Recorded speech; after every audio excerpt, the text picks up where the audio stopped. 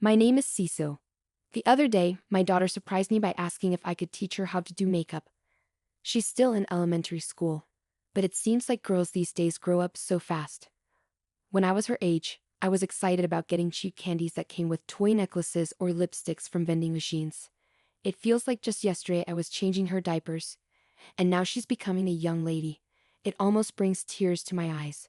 Today, I want to reminisce about a time when I was more into beauty.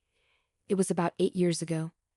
I had just finished staying at my parents' house for a month to prepare for giving birth and return home to my husband Tommy with our baby. I thought we were starting our happy life as a family of three, but it turned out to be a family of four.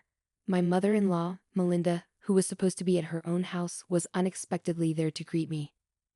I thought my son might struggle on his own, so I moved in to help out. Maybe men have a hard time with daily tasks when they're alone.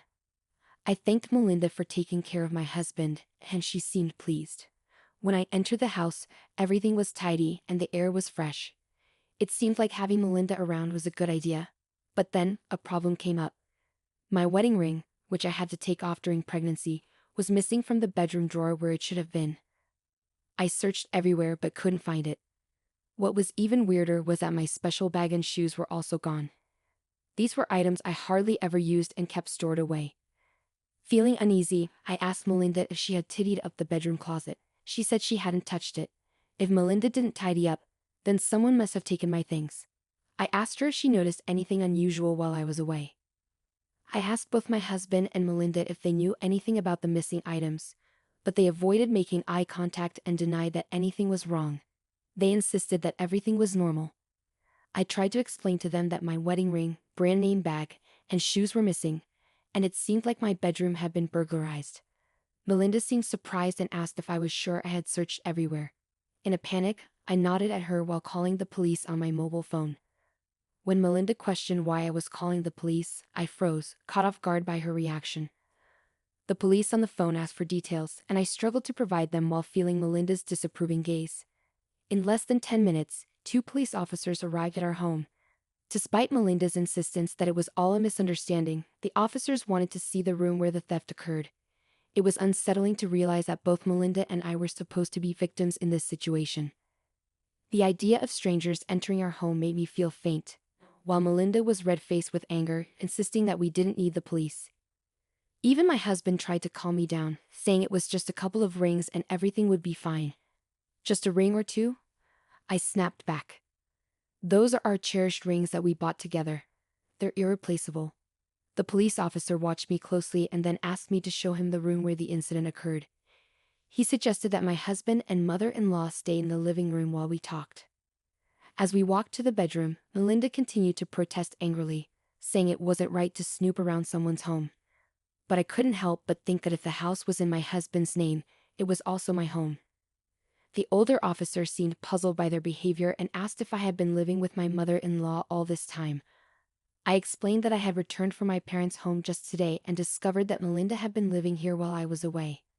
When asked if my husband had discussed letting his mother stay, I said I never agreed to it. Before I left for my parents' house, the missing items were indeed here. I didn't have proof for the ring and bag, but I did have a photo of the shoes. I was considering selling them secondhand. See, the save date on the data is exactly a month ago, right? The police officer said, narrowing his eyes as if he was starting to piece something together.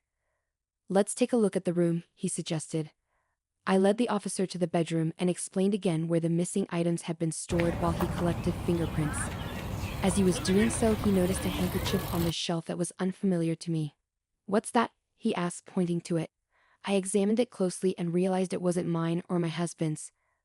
I explained that the shelf was where we kept our favorite photos and paintings, and my husband knew I always kept it tidy. I had never seen that handkerchief there before. Feeling uneasy, I apologized for not noticing it earlier. It seemed strange that valuable items had gone missing while unfamiliar ones were appearing. The officer asked for permission to investigate further, and I agreed. To my surprise, he found a small camera hidden inside the handkerchief. For what? Espionage? I wondered aloud. The officer remained calm amidst my confusion and checked other drawers, different from where the missing items were stored. Eventually, he found a cable in a drawer near my husband's side of the bed. The cable fit the small camera he had found earlier, the officer remarked with a wry smile. The mother's behavior is a bit suspicious, but the husband seems fishy too. I struggled to understand the situation and asked, "What do you mean? Your husband might have installed this camera." The officer explained that they found a cable for playback and wanted to check the video. "Can I use that computer?" he asked, pointing to my husband's laptop. Confused but hopeful to uncover the truth, I agreed.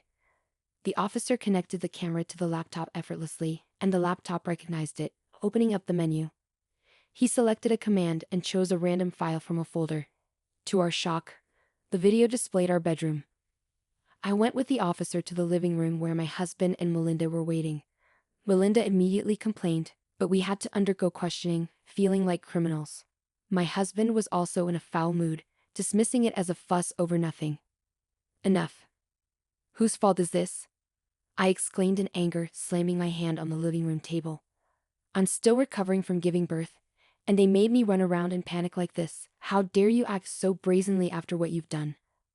"I know everything now. Look at this," I said, taking the laptop from the officer and playing the video we had just seen. My husband and Melinda gasped as they watched themselves on screen, rummaging through the bedroom shelves, taking my ring and bag, and leaving. In the video, my husband was telling Melinda about selling the stolen items. "We can both have some fun," Melinda laughed, surprising me with her carefree attitude. "Who would have thought she had such sellable items?" she remarked. "It's hard to prosecute family living together for theft," she added, seemingly unfazed. "Mom, you're amazing, so knowledgeable, so shameless," my daughter chimed in. Despite their misdeeds being pointed out, they showed no signs of guilt. Instead, the conversation suggested they were proud of their cunning. I couldn't believe that the culprits were inside the house all along. My agitation and anger grew, while my husband looked scared. Melinda still denied any wrongdoing, despite being clearly seen in the video. "Okay, since you insist, let's watch this," I said, playing a different video. "Oh, come on. What about your wife?" Melinda exclaimed, trying to deflect attention. The video showed Melinda intimately engaged with a much younger man on a bed. She seemed unconcerned about her husband, referring to him as Rocky and expressing happiness about their affair. "Don't worry, I'll give you some money," she assured the younger man, wrapping her arms around his neck. It was as if she was trying to absorb his youthfulness. Though I hadn't seen it before, it resembled something straight out of a club scene. "Thank you, Melinda. I love you, you're so sweet," I said sarcastically as we watched the video. Melinda's alluring voice and actions on screen made even my husband look away, unable to bear it. The young officer seemed queasy, on the verge of saying, "Ew," while the older officer quietly scolded him. "Hey, stop it. Don't show such nonsense," Melinda yelled, her face turning bright red. My husband, perhaps feeling it wasn't his concern, seemed about to laugh at Melinda losing her composure. "Really, Tommy? You think it's funny, huh?" I challenged him, playing another video. As the videos played on, revealing my husband's affairs, the young police officer burst into uncontrollable laughter while the older one scolded him again. In one video, Ashley was stroking my husband's head, asking how many other women he was seeing. My husband responded with practiced lines, claiming she was the only one. The pattern repeated with the other women, each time promising gifts in exchange for secrecy. It was clear my husband had been leading a double life, lavishing gifts on these women. "You might have noticed he's making a huge loss buying brand name items for each encounter," I remarked bitterly. The only video showing Melinda's actions was that one, suggesting the recording button was accidentally left on, capturing the moment. Melinda not only stole my things, but also got caught in her own actions. Rest assured, it's not some peculiar hobby to watch Melinda's actions, or maybe it is. Melinda and my husband, embarrassed and exposed even to the police, were pale and slumped in defeat. But it wasn't over yet. Just as I thought this, the intercom rang. "They're here," I said. Melinda looked at me with a tired face, but I ignored her gaze and went to the entrance to welcome Bruce. When Melinda saw Bruce, she lost her words and screamed, "Seems like you were cheating in your son's house, huh?" I told him. No, it's not like that," my husband protested. "What do you mean it's not?" Bruce asked. "Cecil, could you play the video?" "With pleasure," I said, casting a cold glance at the bewildered Melinda. Bruce burst into loud laughter as he watched her flirtatious video. An old woman like this seducing a young man for money, aren't you ashamed? He joked. Melinda blushed furiously, her previously defiant attitude gone. That was funny. Let's see my sons too. Let's see how much he's grown, Bruce said, laughing while focusing on a particular part of my husband in the video. After watching all the infidelity videos, Bruce commented with a straight face, both mother and son letting young people take their money. Beyond disappointing, it's pitiful. Needless to say, Melinda and my husband would have preferred being laughed at. What we learned from my questioning was that Melinda accidentally found out about my husband's affairs. She kept it secret in exchange for using our house to meet her own lover.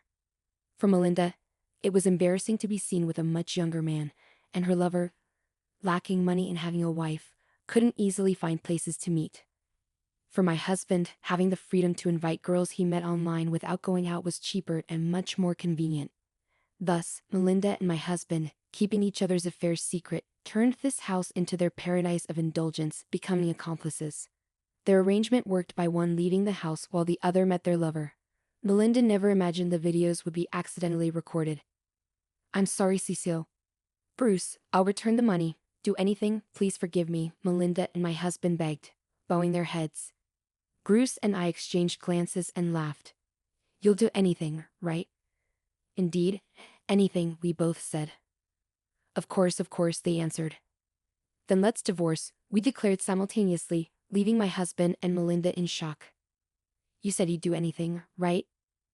Let's get a divorce, I insisted. No, wait. Anything but that, please, Melinda pleaded desperately, but Bruce refused without hesitation. The divorce was not retracted. My husband, too, was crying and deeply apologizing, but I did not withdraw the divorce either.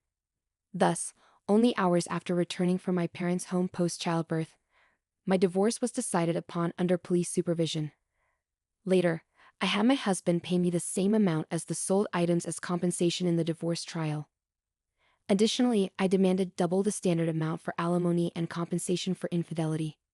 When asked why double, I slightly intimidated them by implying that their mistresses might be married, and I could inform their spouses. This was mainly a bluff, as I didn't even know their names at the time. The threat seemed effective immediately, given the number of mistresses involved. My husband, terrified at the thought of being sued by each spouse, agreed to pay double the standard amount. Meanwhile, Bruce furiously obtained the lover's contact details from a crying Melinda and called him over. He informed the lover and his wife of the affair, leading to their divorce too. Both spouses demanded compensation from their cheating partners in the divorce trials. Though I promised not to inform the mistress's spouses, I never said I wouldn't demand compensation from the mistresses themselves. After extracting all the communication from my husband's smartphone, I contacted each woman to claim compensation for the affair, which they agreed to pay secretly. I was glad my husband had so many mistresses. It turned out to be quite profitable. But as a single mother without a steady job, I knew I could never have too much money. Turning the harm I suffered into financial compensation didn't erase the damage done, so with a substantial sum of money, I divorced my husband. 8 years have passed since then. Eventually, my husband ended up paying compensation to his mistress's spouses too. Their husbands, noticing their wives suddenly had a lot of money, grew suspicious. This led to the discovery of the affairs, resulting in some divorces. My husband, now overwhelmed with debt from the numerous compensations, was offered help by a certain woman, whom he thought was a goddess descended. However, she turned out to be a bad influence. He thought they were close to marriage, only to find out later she was already engaged to another man. My husband had spent what little money he had on a ring and dates for her, only to end up with a big loss and a broken heart. He never learns. Of course, I can't muster any sympathy for him, I thought to myself. Melinda, having proposed marriage to her affair partner after her divorce, was spectacularly rejected. Still, she didn't give up, repeatedly ambushing him on his commute until she was cautioned under a public nuisance ordinance. Naturally, that was the end of her relationship with her lover, who, as Bruce said, had only seen her as a wallet from the start. Well, everyone should be able to see it. Melinda was the only one who hadn't realized she was being used. It's a laughable tale. As for Bruce, after separating from Melinda and becoming estranged from his son, I worried about him being alone. But it seems the compensation money from the divorce trial sparked an interest in bonsai. Now, he's happily involved in a circle with people who share his hobby. That's a relief, though I didn't expect it. I looked him up, and sure enough, he even set up an SNS account. I've discreetly followed you, father-in-law, and me, honestly fed up with men. Marriage, no more, and still going strong. As a single mother, I relied on my parents until my child was old enough for daycare, then started job hunting, juggling child rearing. It took about a year, but I found a great company that's understanding of single mothers. There are others like me there, so although we sometimes work late, we're usually allowed to leave on time. I used to think single mothers had to work nonstop, but with proper allowances and just my daughter to care for, we live quite normally without extravagant luxuries. There's talk of a promotion when my child reaches middle school. I haven't decided yet, but I want to consider what will make my daughter happiest and my parents too. Despite everything, the joy comes from meals shared with my daughter and sometimes my parents. Oh, I did well to leave that man. Serves him right. He never even got to be called dad by my adorable daughter. My marriage ended in a crazy way, but as a parent, I still hope my daughter finds a good person and has a happy marriage. Until the day she brings home a wonderful man, I'll do my best as a mother. So off to work again today.